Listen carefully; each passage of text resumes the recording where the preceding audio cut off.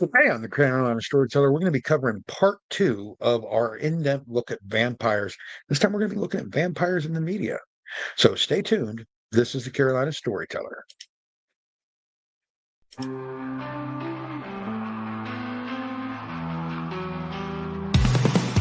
the dark woods where shadows creep, stories rise as the campfire reaps. Jonathan Voight's a haunting thrill. With every tale he bends on will. Echoes whisper, the night draws near.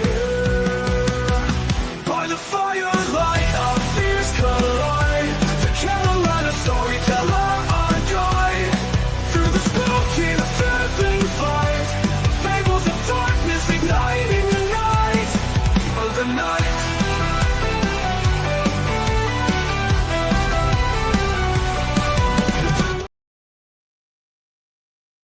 Welcome, folks, to the Carolina Storyteller. I am your storyteller, Jonathan Phoenix. Thanks for being here with me. Remember, if you want to support this show, you can go to patreon.com/, the Carolina Storyteller. Join up for just $1. You can support the show, get lots of cool stuff, behind the scenes information and things like that. Plus, you can get heads up information on our other show, Valmont and the Black Raven Chronicles, the audio drama, with episode 4 being coming out really soon and episode 5 already in production. But let's get started. Last week, or last episode, should I say, because it's not been a week, has it? We were talking about vampires. You know, those blood-sucking, evil, spiteful creatures that haunt all of your dreams. I know I sound like I'm talking about politicians. I swear I'm not. I'm talking about vampires. Okay. And we found out that vampires are actually really from Eastern and Southern and Southeastern Europe.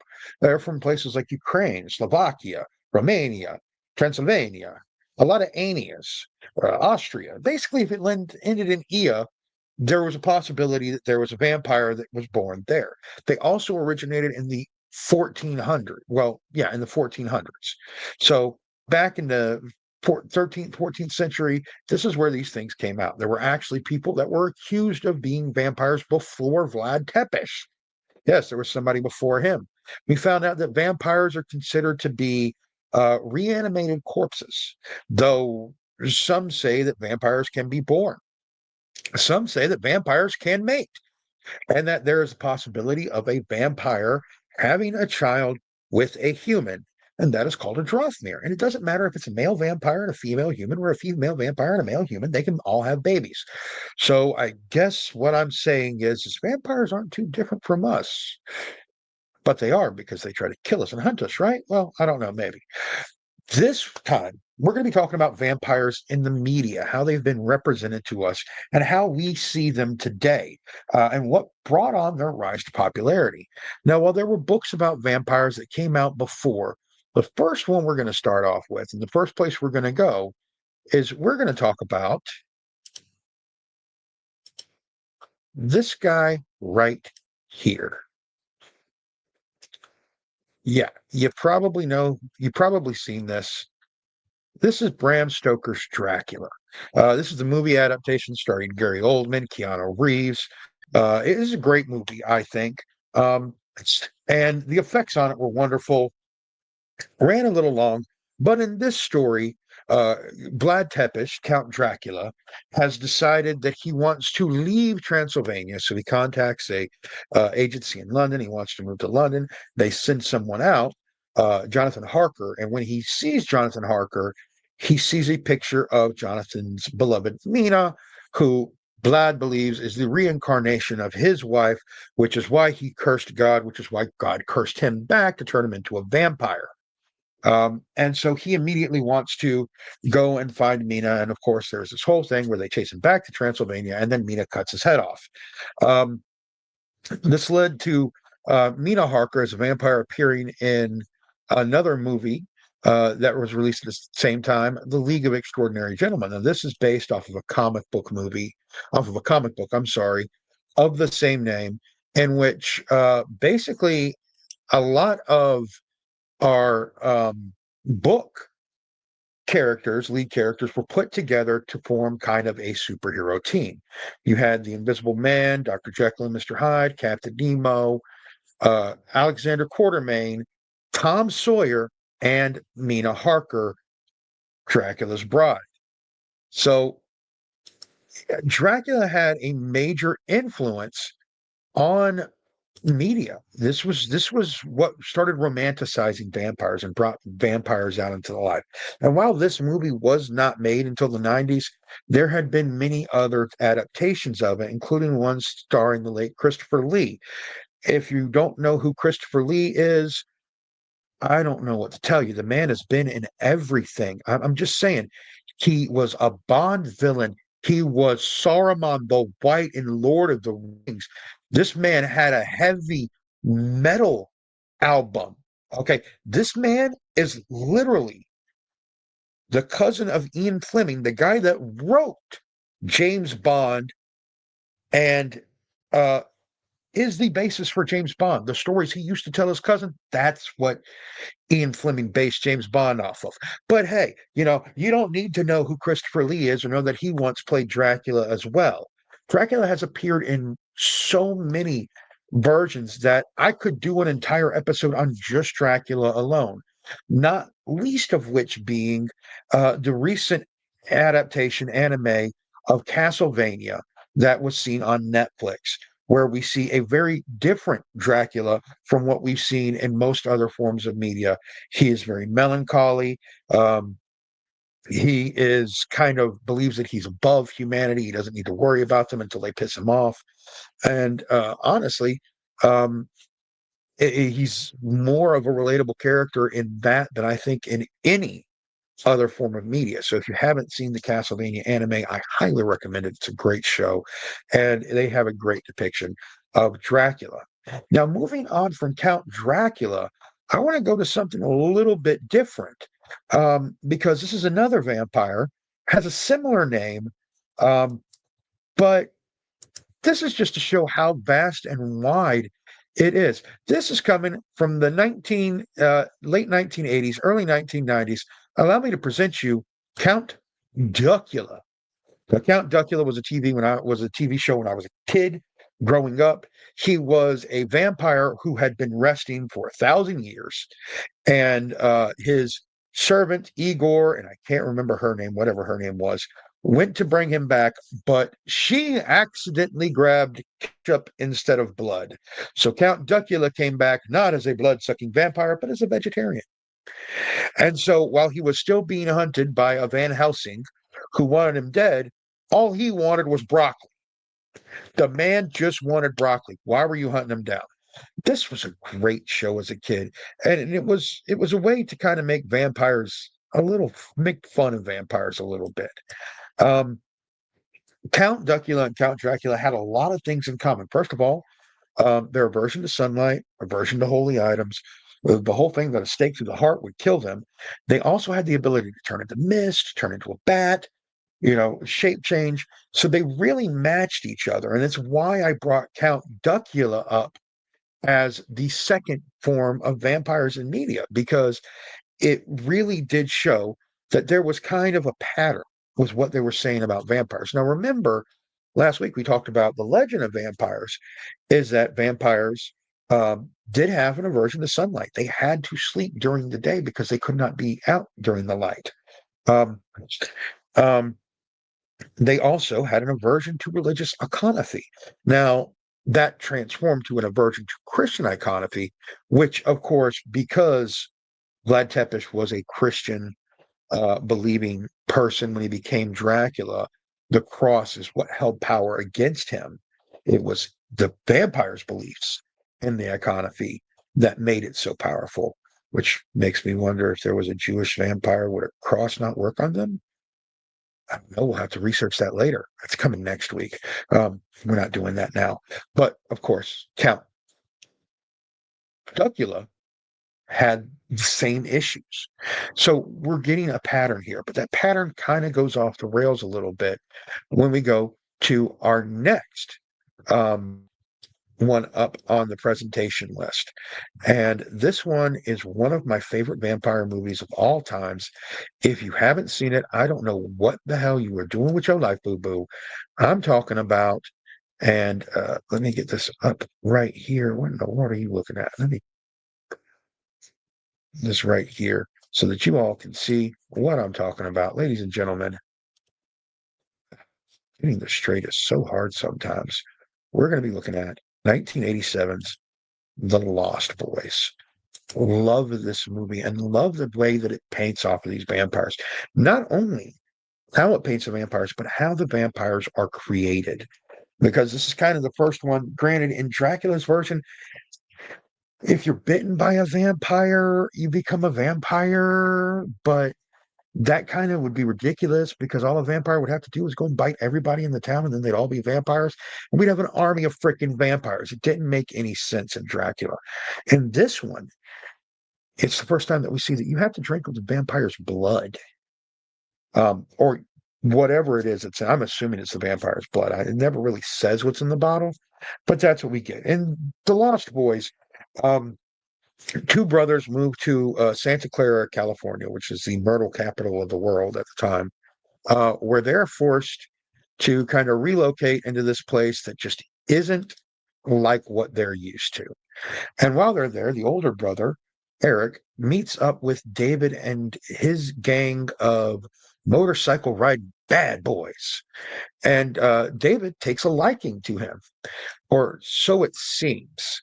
When Eric realizes what's happening to him, he tries to fight back against David and protect uh, the beautiful young woman whose name I can't remember, and the younger one who hasn't fully turned into a vampire yet, from David and the other lost boys. There is a entire battle that takes place. And during this, Corey Feldman and Corey Haim play vampire hunters.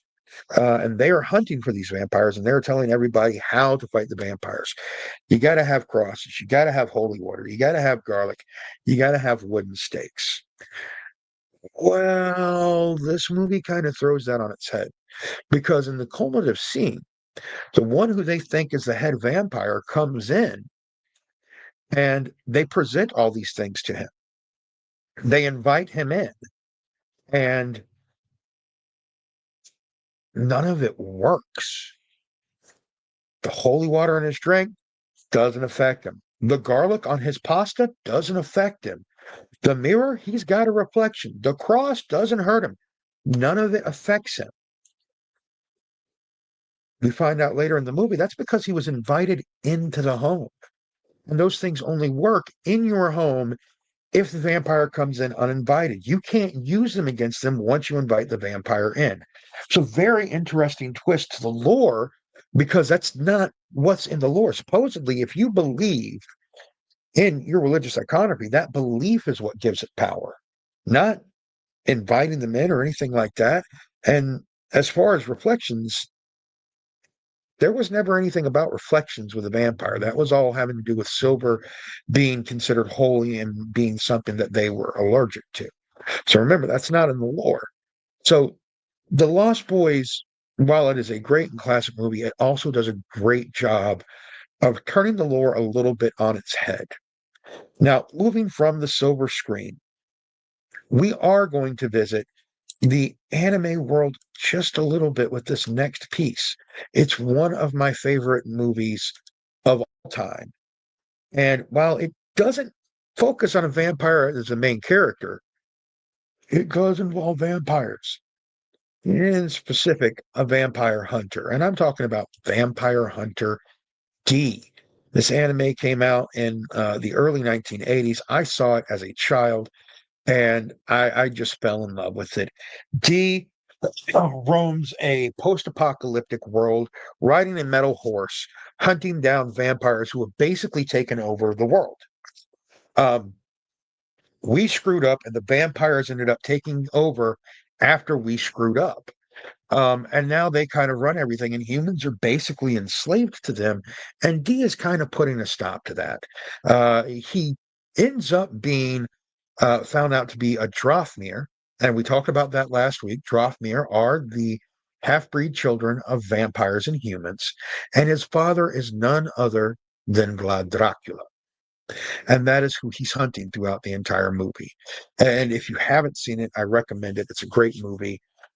But in this one, the Drothmir gets a lot of exposure. Um, the idea that he is stronger than humans, faster than humans, more powerful than humans, but at the same time is just a step away from being consumed by that same hunger that creates vampires. Um, and it starts to introduce the idea that vampires have this insatiable hunger, which wasn't really introduced. Yes, it was introduced that vampires fed and that they drank blood, but it was never this insatiable hunger. It was never something that they couldn't control. But now that's starting to be introduced into the media. It's not in Dracula. Count Duckula isn't insatiably hungry for veggies, but he likes veggies. I mean, but there's no problem with it. We don't see that in the Lost Boys. They're not insatiably hungry. They're just killing for fun. They're just having fun. But Vampire Hunter D is dealing with vampires' insatiable hungers and having to fight his own. Not unlike another vampire hunter that appears in comic books that we may have known of, which is Blade, the Vampire Hunter. From anime and movies, I want to take a trip over to TV. Now, there are a lot of options for TV. You have Supernatural. You have this show that came out not too long ago called, oh, what was it? True Blood. Yeah, you know which one I'm talking about. Honestly, if you've read the books, those weren't about vampires. Okay. I'm just saying. There's a reason he said, oh, suck it. Um, yeah, those, I read the book. Okay. Um, so True Blood, we kind of left off of this list, but I did need something from TV. And I actually picked something that might be a hot take as representing vampires, because again, it doesn't show them in the typical light. And that's going to be American Horror Story Hotel. So if you haven't seen the fifth season of American Horror Story, it's about vampires running a hotel. That's basically what it is. Granted, there's a lot of other things going on, just like any other, but we're going to focus on the vampire aspect. These creatures, one of them has been alive for centuries, and they're almost impossible to kill. They can kind of walk out in the sun. It doesn't hurt them per se. It's uncomfortable for them. There's no aversion to garlic, no religious economy, no mirrors or anything like that. Basically, if you're going to kill him, you're going to need just to be really strong and really fast and have a really good weapon, and bleed them out. Honestly, other than that, they're just eternal beings that like to drink blood and um, make me believe that all of my thoughts about sex with Lady Gaga are absolutely true. Sorry, this isn't my stand-up segment, so I'm not going to tell you what that was. But just yeah, yeah. Honestly, I believe Lady Gaga was actually a vampire in this, and that ever since they've been trying to cover it up because too much was revealed. This was supposed to be vampires actually revealing themselves. I'm sorry. This is real life. There really are vampires in a hotel in Los Angeles, um, and occasionally they kill people. Just it's really happening. I can't you can't tell me otherwise. It's true. If you haven't seen the fifth season, I really recommend watching it, because what we find out about vampires is that a lot of the legends and the myths and the lore are kind of BS. The Countess has been around for years. She was turned by somebody who was turned by somebody. Again, this isn't a human waking up all of a sudden and being a vampire. This is someone who was given a choice was made for them to be an undead, and that has continued on for years and years and years and years. Um, Now, moving on from the small screen, we're going to go back to the silver screen, and we're going to talk about another version of vampires that is presented from another author. And we're going to go to my favorite movie in this series. I don't care what you say, it's the best movie of the series. Interview with a Vampire was a joke. Just get over it, okay? Uh, because Queen of the Damned was the shiznit. All right. Aaliyah Stewart Townsend, it was just awesome. I loved this, but it gave us an entirely new legend of vampires. First of all, there is the chance that vampires could have human family. Not only that, but that vampires, the whole religious economy thing, not even a thing. The only way to kill a vampire is to cut its head off. And even then, you have to practically drain the blood of the vampire before you can do it. The more blood the vampire has, the more powerful the vampire is. This presents that there is actually a source of the vampires, a queen and a king, where it all started, and they've spread it out throughout everything. And Lestat, who was a character in Interview with a Vampire, who was painted as a bad guy, now becomes the anti-hero, sort of, who is who is first enamored with this queen, but then realizes that she's too powerful and too dangerous to turn loose on the world. Um, the storytelling in this is amazing, but what it does for the lore of vampires, now we've taken away all of their mysterious weaknesses.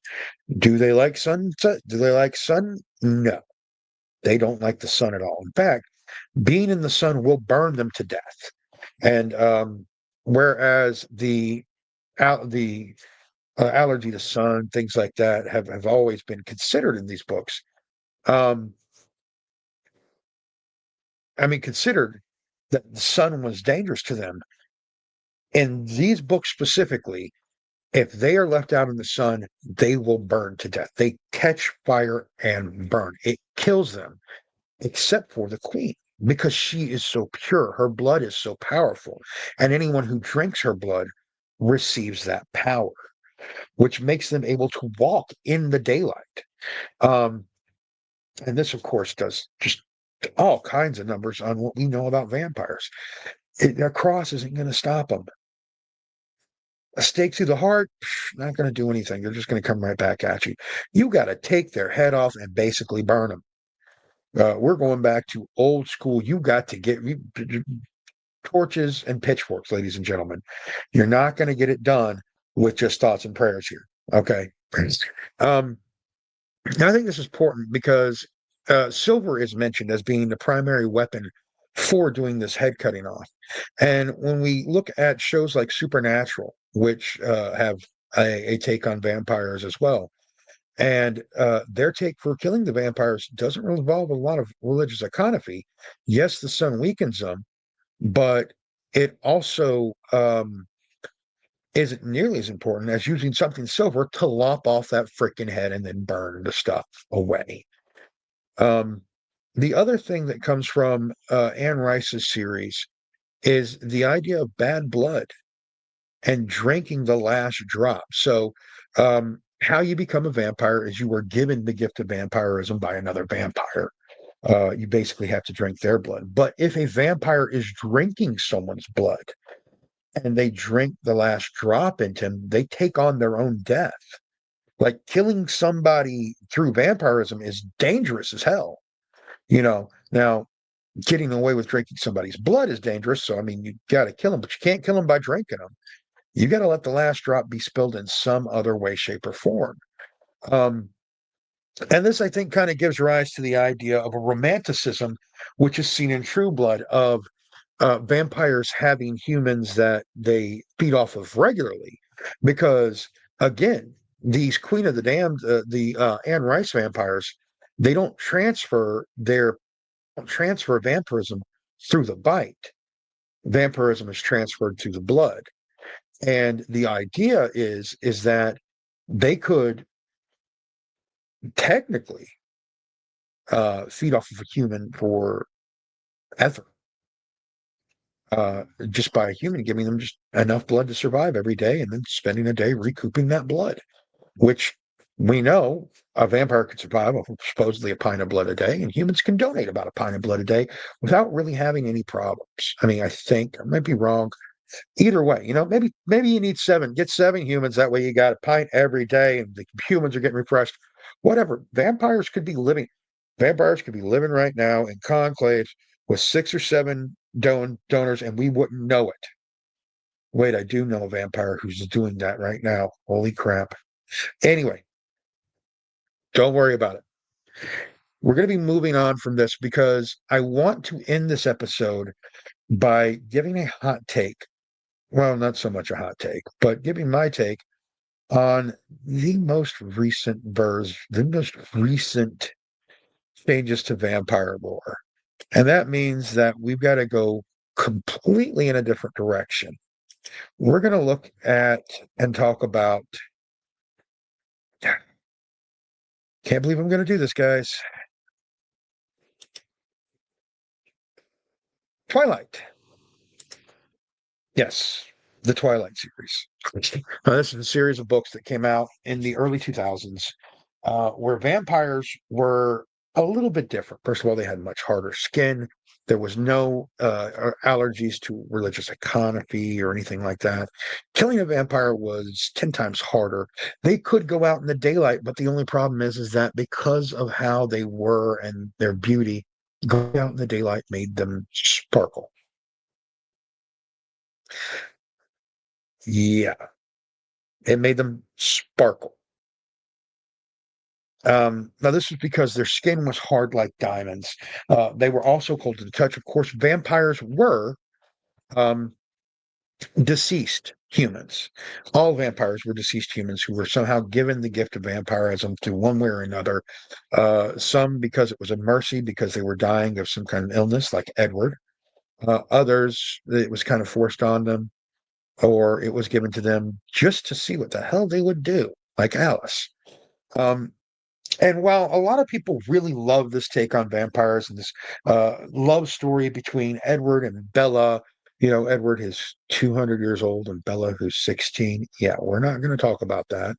Or the love story between Jacob and Bella because Jacob is really in love with Bella's unborn child. Yeah, don't worry, we're not going to talk about how weird I find the story because honestly, I read all four books and I did enjoy them until I looked at them too hard. And then I saw the movies and I had to ask myself, what the hell was these people thinking? Um, Not to diss Robert Pattinson because I think he's been great in every other thing he's been in, but just the Twilight movies, they did a really bad job of. I'm sorry, guys. But we're not here to talk about the movies. We're here to talk about the vampires. This is a completely new take on the creatures. They're faster, they're stronger, they're smarter, they're more durable, but they also know that they can't fit in with humans, so they have to hide amongst us. They live in groups and conclaves, and they've even discovered that they can get away with feeding on animals. They don't need humans to survive. Now, this is something that we found in the original lore that vampires didn't need humans to survive, just some of them preferred it. So here we have an interesting and new take that still ties back into the lore, but it changes it a bit because while they are paler, they're also beautiful, which is something that the lore said. They have the look of death, and yet it is beautiful. They are stronger, they are faster, but it completely removes the weaknesses of religious iconography, certain objects, wood, things like that. These guys, you're only getting rid of them with a to the head. You're not getting rid of them with a stake to the heart. And in fact, the reason there are werewolves in these books is because there are vampires in these books. And it's whenever vampires come around, the werewolves come around to stop them. I love that thing. You don't see that a lot in other media, except for instance in um, the movie Van Helsing, where you find out that vampires and werewolves are like arch enemies and one can kill the other and blah, blah, blah, blah, blah. And of course, the underworld movies where you find out that vampires and werewolves are descended from brothers. And there's a third brother who is like all kinds of crazy stuff we're not even going to talk about. Folks, that has been today's episode. I hope you like my little quick deep dive through vampires in the media and the lore that attaches to them. Next week, what we're going to do is we're going to look at the different types of vampiric creatures that are being lumped in with vampires that aren't actually vampires and see if these differences in the media can actually be traced back to the lore of different creatures. You know, they might be saying they're vampires, but are these vampires we're seeing on our screens and our books, TVs, and video games? Tune in for the next episode or we'll be covering that in part 3. I am Jonathan Phoenix, your Carolina storyteller. I want to thank you guys for being here with me today. Thank you for listening to the show. Remember, you can support this show by going to patreon.com/The Carolina Storyteller. If you're on YouTube and you've watched this far and you like this video, remember to hit the like, share, and subscribe buttons. And of course, if you want to get some of the Carolina Storyteller merchandise or the Belmont or the Not Just Paranormal merchandise, follow the link down there that'll tell you where to go to get our merchandise at the Carolina Storytellers Printify pop-up store. Uh, that's it for today's show. And as always, stay spooky, my friends. We'll see you next time.